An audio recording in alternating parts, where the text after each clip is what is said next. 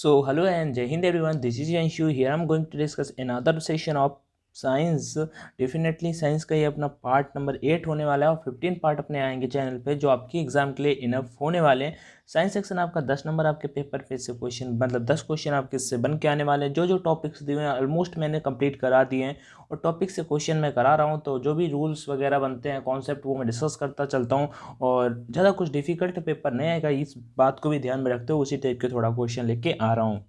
So part number 7 और 8 होने वाला है। बाकी जो भी आपके डाउट बनते हो वीडियो को शेयर कर सकते हो, कोई दिक्कत है तो कमेंट में बता सकते हो। चलो स्टार्ट करते हैं। क्वेश्चन नंबर फर्स्ट है कि इनमें से कौन दाब के बारे में सही नहीं है। जी आपका प्रेशर दूंगा है, प्रेशर दिया हुआ है, इसके बारे में यहाँ पे पूछा कौन सा राइट नहीं है। तो देखो दाब क्या है आपका, क्वेश्चन नंबर फर्स्ट है दाब एक अदिश राशि है। ठीक है, अदिश और सदिश आपको पता होगा। अदिश में आपका केवल मैग्नीट्यूड होता है जिसे हम इंग्लिश में हिंदी में परिमाण बोलते हैं, और आपका जो सदिश होता है, सदिश जो आपका होता है वो क्या होता है, उसमें आपका मैग्नीट्यूड एंड मॉड मतलब डायरेक्शन। ठीक है, मैग्नीट्यूड एंड डायरेक्शन दोनों की दोनों चीज़ें आपकी होती हैं। तो देखो यहाँ पे एक चीज़ तो यहीं से क्लियर हो जाती है कि रुकना एक सेकेंड, या तो अदिश राशि होगी या फिर सदिश राशि होगी।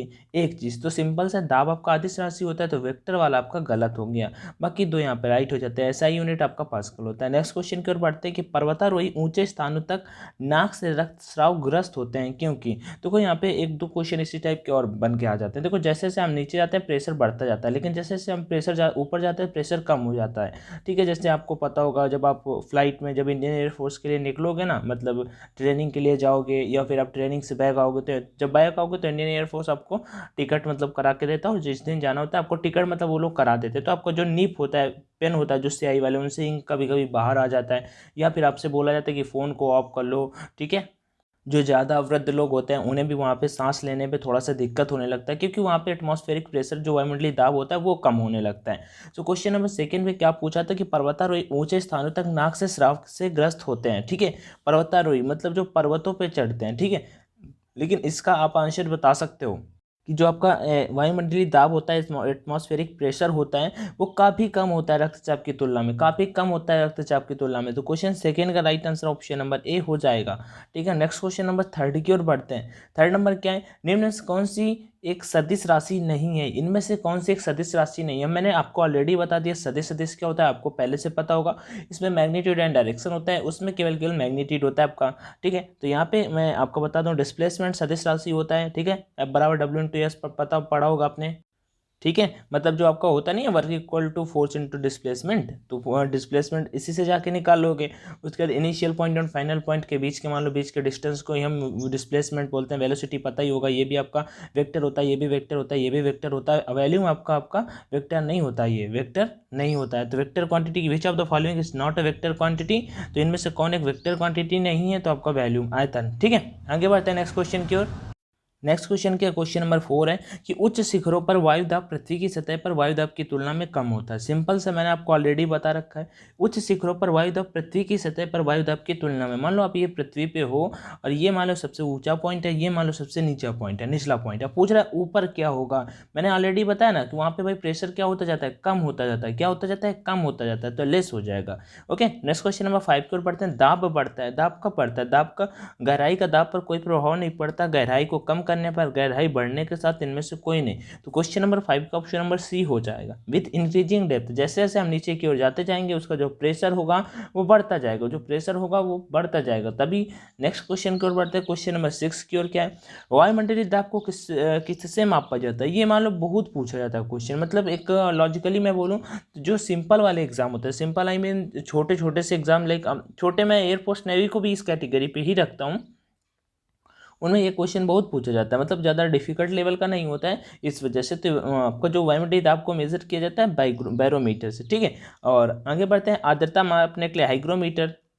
नेक्स्ट बढ़ते हैं, हाइड्रोमीटर जल का होता है। अल्टीमीटर एक मान लो वायु का गतिहति मेजर करने के लिए से यूज किया जाता है। एक पास्कल कितने बराबर होता है। अब पास्कल के लिए मैं बता दूं, अब पास्कल पूछा, जबकि दाब का यूनिट होता है ना, ऐसा यूनिट क्या होता है, पास्कल होता है। तो मैं बता दूं कि दाब को जो फार्मूला होता है, पी बराबर क्या होता है, पास्कल मतलब प्रेशर बराबर क्या होता है, एफ बाई ए।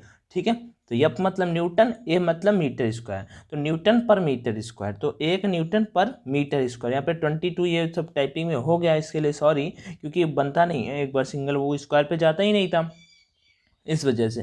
तो एफ बराबर मतलब P बराबर F/A मतलब न्यूटन पर metre square. Okay, next question की ओर बढ़ते हैं। 8 की ओर, दाब की एसआई क्या है क्वेश्चन नंबर 8, तो दाब की एसआई इकाई है आपका पास्कल। नेक्स्ट क्वेश्चन की ओर 9 की है, दाब के लिए सूत्र क्या है। दाब के लिए मैंने अभी ऑलरेडी आपको बताया P बराबर F/A होता है। P बराबर F/A फोर्स अपॉन एरिया, तो फोर्स अपॉन बल बटे क्षेत्रफल, ये हो जाएगा।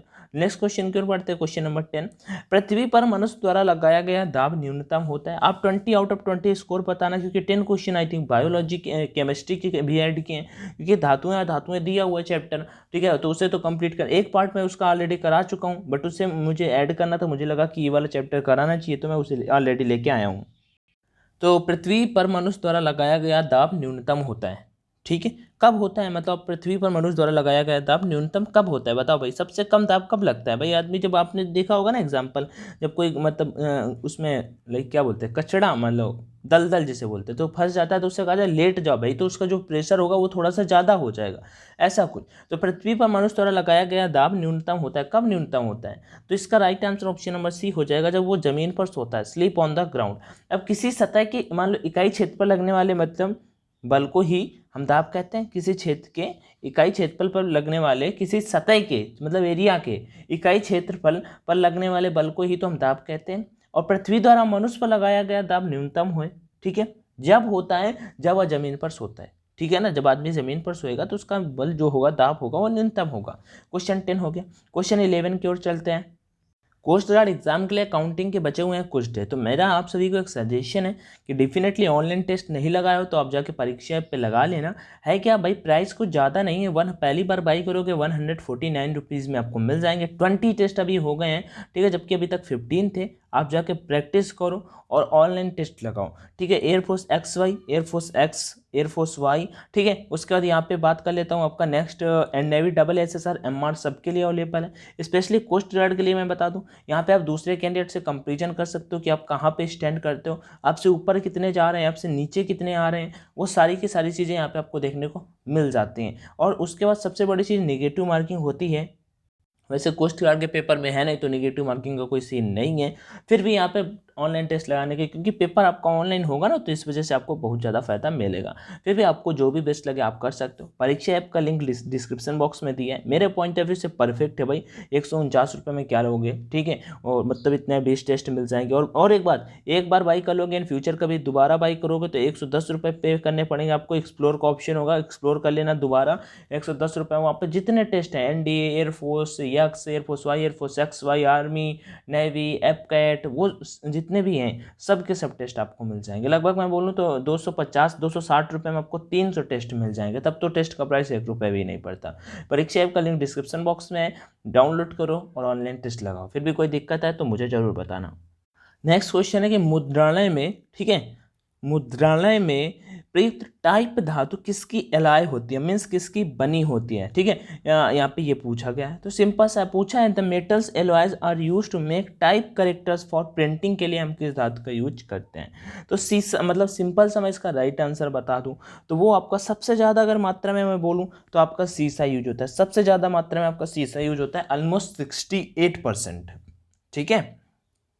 68% ऑलमोस्ट आपका होता है, 60 to 68% ऑलमोस्ट होता है आपका सीसा। लेकिन यहाँ पे 3 धातुओं से मिलकर बना होता है। अब 3 कौन कौन से होते हैं वो मैं बता देता हूँ। पहला आपका सीसा हो जाता है, वो लगभग कितना परसेंट होता है, तो 60% to 68% आप एवरेज बोल सकते हो। अगला एंटीमनी जो होता है, तो राइट आंसर तो ऑप्शन नंबर बी यहाँ पे राइट हो गया आपका। राइट है ना, तो अच्छी बात है। अगर आपको ये नहीं पता कि एंटीमनी कितना परसेंट होता है तो नोट डाउन कर सकते हो कि 11 से 30% के बीच में आपका एंटीमनी पाया जाता है। उसका जो लास्ट में होता है, जो ऑप्शन में नहीं दिया हुआ है, वो आपका टिन होता है। क्या होता है, टिन होता है। 3 से 20%, कितना होता है, 3% या 20% आपका टिन भी होता है। तो राइट आंसर सीसा और टिन हो जाएगा। नेक्स्ट क्वेश्चन की ओर बढ़ते हैं। क्वेश्चन नंबर 12, साधारण तापमाप जिसे थर्मोमीटर बोलते हैं में पारे का उपयोग किया जाता है, ठीक है।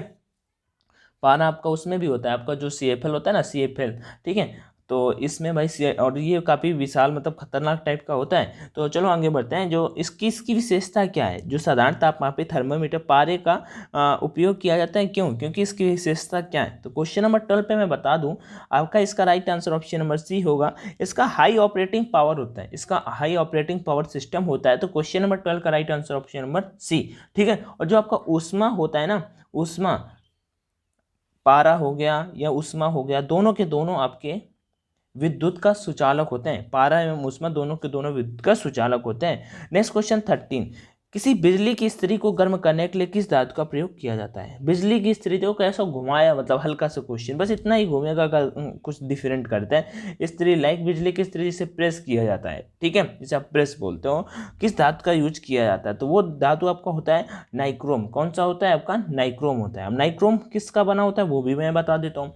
दो धातुओं से मिलकर बना होता है। पहला तो निकिल होता है Ni, जो आपका लगभग 80% होता है, और दूसरा आपका होता है क्रोमियम Cr जिसे बोलते हो, वो होता है आपका 20%, ठीक है। एक इंपॉर्टेंट चीज, क्रोमियम जो होती है उसकी हाई रेजिस्टिविटी होती है, उच्च प्रतिरोधकता होती है।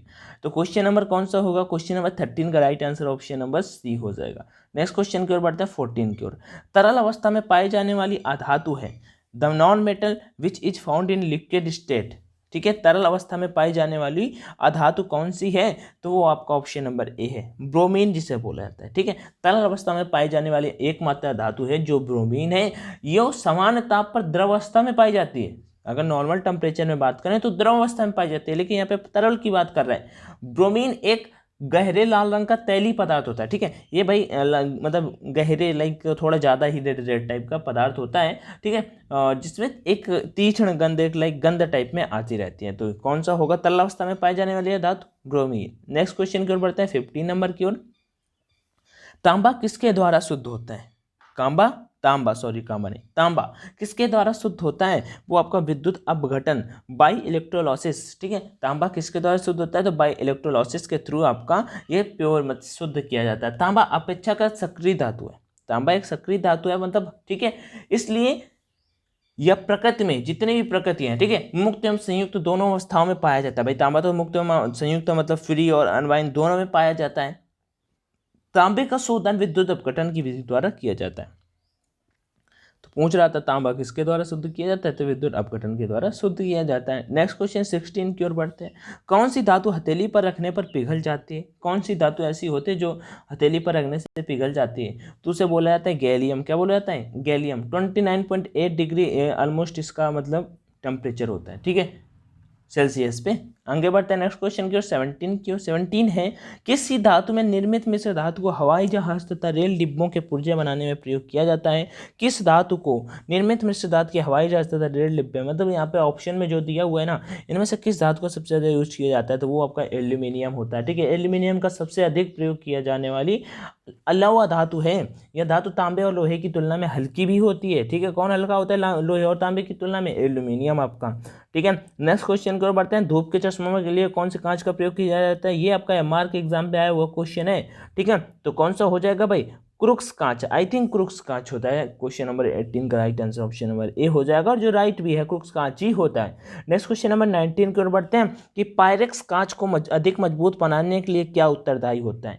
पायरेक्स कांच को अधिक उत्तरदायी बनाने के लिए बोरेक्स होता है। क्या होता है? बोरेक्स, ठीक है। सुहागा सुना है ना, वही होता है आपका बोरेक्स।